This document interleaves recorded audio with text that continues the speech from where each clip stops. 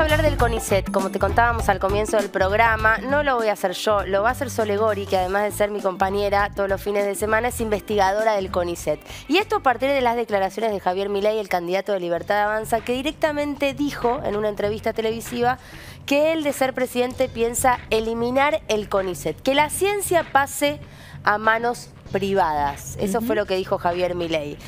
Para entender de lo que hablamos cuando hablamos del CONICET, de lo importante que significa el desarrollo de la ciencia en un país, para eso es necesario escucharte, Sole, porque no hay duda de que vos en ese sentido nos podés explicar para mí y para todos los que están del otro lado, bueno, cuán importante es la ciencia en la Argentina.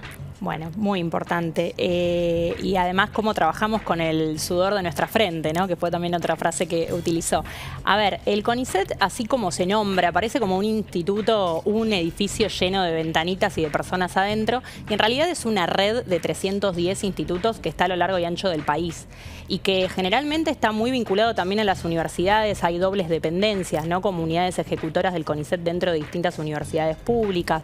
También hay una vinculación con el privado, igualmente también. Él habla de eliminar, habla de privatizar, dejar en manos del privado, y lamentablemente el privado no es el que financia la ciencia en el país, y ni en ninguno de los otros países del mundo son los que más invierten. Obviamente que hay inversiones y nadie quiere acá sacar al privado, porque de hecho, por ejemplo, la vacuna ARVAC, vimos cómo se pudieron hacer los ensayos clínicos y hoy estamos cerca ya de tenerla completamente aprobada y disponible gracias a la inversión de un privado de nuestro país. Pero los inicios, las primeras investigaciones, que son siempre a riesgo, las hace el Estado. Sí. Eso es una realidad. Y me parece que es importante también esto de mirar... Está claro, porque es una inversión que no sabes cuánta ganancia te va a dar. Que no sabes cuánta ganancia te va a dar, que no es a veces por ganancia, porque también es un tema, ¿no? No podemos evaluar el conocimiento en productos, ¿no? Es como difícil hablar de productividad, de rentabilidad o de patentes, ¿no? Es como...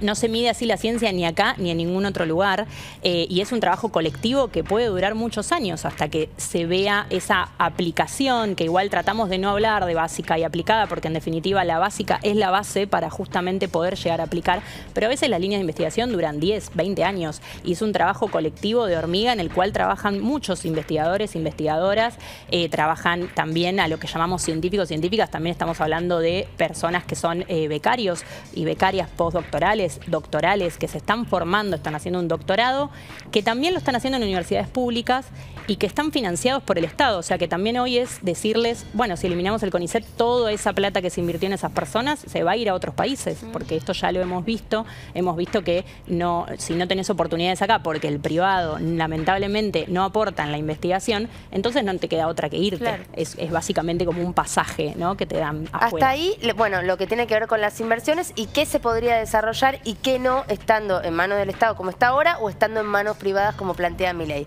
Pero hasta ahora que estuvo en manos del Estado, ¿por qué fue importante que lo esté de esta manera? ¿Qué se logró dentro del CONICET? ¿Cómo se aplica en nuestra cotidianeidad? ¿Qué es eso quizás lo que...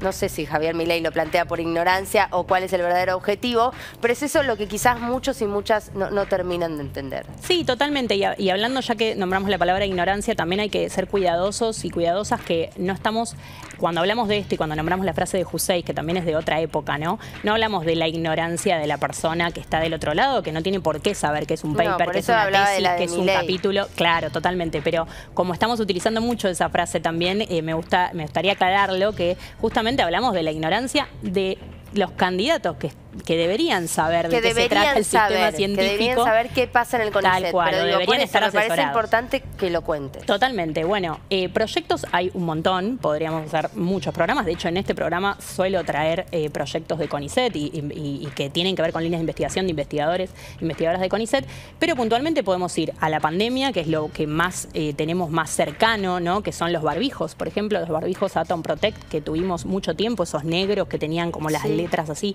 que usamos somos muchas personas. Bueno, eso tiene una investigación inicial que es de CONICET, de investigadores de CONICET, que obviamente se asociaron con una empresa, que era una empresa que hacía otro tipo de textiles, pero que rápidamente pudo adquirir esos conocimientos y hacer estos barbijos. La vacuna también es otro de los proyectos que tuvo que ver con CONICET y que tuvo que ver con universidades nacionales y que luego tuvo el financiamiento del Estado. Pero también podemos hablar de satélites, podemos hablar de reactores nucleares, del litio, de las baterías de litio, digo, para salir un poco de lo que es salud, que es lo que normalmente yo nombro porque es mi especialidad. Sí. Podemos hablar de semillas, que justamente ahora también hay semillas, bueno, de cannabis que directamente tienen que ver con una empresa que es nueva, una empresa que es de CONICET. Y también podemos hablar de semillas que son resistentes a la sequía, por ejemplo, y eso también salió de CONICET. Entonces, hay algunos productos y hay algunas investigaciones que llegan, de hecho, hasta ingresar divisas al país.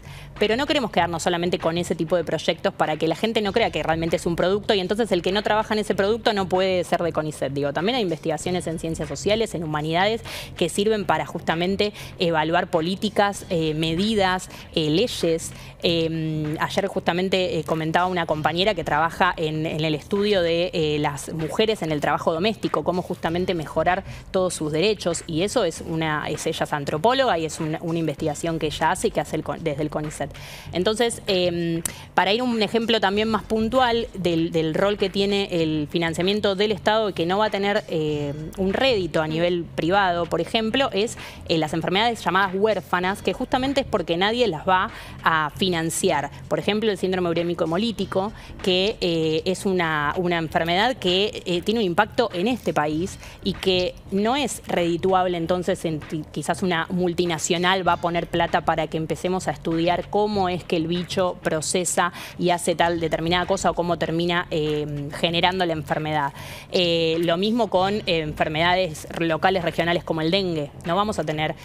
O sea, perdemos soberanía porque quedamos en manos de otros países. Bueno, es que vuelvo a la pandemia porque fue lo más próximo que tuvimos para entender un poco la actividad del CONICET, y en cuanto a esto me pongo a pensar, por ejemplo, ¿recuerdan cuando hablábamos tanto de que las vacunas quedaban en manos de los países, sí, que eran potencia, digamos, los países que tenían las posibilidades de hacerlas, por ejemplo, esas vacunas? 8 países que se quedaron con el 80%. Claro, digo, al principio ni siquiera las podías comprar las vacunas, ni siquiera te daban la posibilidad de comprarlas porque se las quedaban los que las creaban esas vacunas. Nosotros después, en la Argentina, tuvimos la posibilidad de avanzar una vacuna nacional, pero al principio, que eran las grandes potencias las que avanzaban en este sentido, ni siquiera tenías la posibilidad de comprarlo, digo. Entonces, perdés mucha ventaja, quedás muy atrás en ese sentido. Totalmente, y de hecho las vacunas particularmente de COVID también se cree como que, bueno, fue Pfizer, salieron de Pfizer. En realidad Estados Unidos invirtió un montón y a nivel estatal. Digo, tienen inversiones muy importantes para poder empezar esos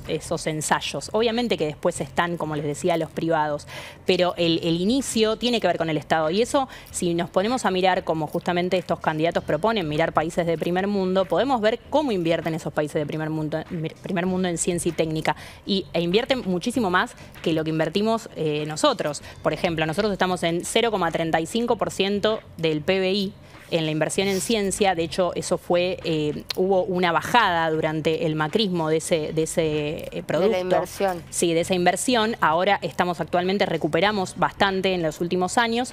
Y, por ejemplo, para decirles datos, tengo acá los números. Estados Unidos es un 5% del PBI. Corea del Sur es un 2,6%, Israel es un 5,9%, y si lo vemos en cantidad de investigadores, por la población económicamente activa también, ahí por ejemplo, podemos ver, esto está en millones de pesos, ¿no? No es en el porcentaje de producto, pero se puede ver lo mismo. Fíjense que en amarillo cómo bajó esta inversión en los años del macrismo y cómo se tiende a recuperar ahora, y cómo veníamos, ¿no? Recuperando. En el azul se puede ver cómo se fue invirtiendo, y esto es muy importante porque por eso tienen que ser políticas de Estado y por eso está la ley también que justamente... La idea es que se financie y cada vez haya más inversión y se llegue al 1% al 2030. Justamente porque esa ley de financiamiento es importante y es importante que se cumpla. Porque nosotros necesitamos inversión a largo plazo, o sea, no podemos pensar en 4 años de gobierno, porque nuestros proyectos duran más que eso. Entonces, es invertir plata para después que se pause todo porque no tenés fondos para poder seguir esas investigaciones. Es decir, que ahora en vez de estar hablando de por qué no tenemos que eliminar el CONICET, como plantea Javier Milei, tendríamos que estar hablando de subir el financiamiento, ¿no? Que se bajó durante el macrismo, por ejemplo, y que de ahora de a poquito empiece a elevar nuevamente para llegar por lo menos a los márgenes que teníamos anteriormente. Tendríamos que estar hablando de eso porque en comparación con otros países es mucho menor la inversión en ciencia en nuestro país. Es mucho menor porque hablamos de 0,35 del PBI versus 5% del PBI, por ejemplo, en Estados Unidos. Entonces es bastante menor, también en cantidad de investigadores por cada 1000 personas de la población económicamente estable. Nosotros estamos en 3, que eso también lo recuperamos en los últimos años porque había habido una bajada de los ingresos a la planta permanente de CONICET durante el macrismo muy fuerte. Y cuando hablamos de países de primer mundo hablamos de más de 10. En Alemania son más de 10, cuando acá son 3 cada 1000. Entonces, no me parece que justamente haya sobras, ¿no?, de científicos y científicas.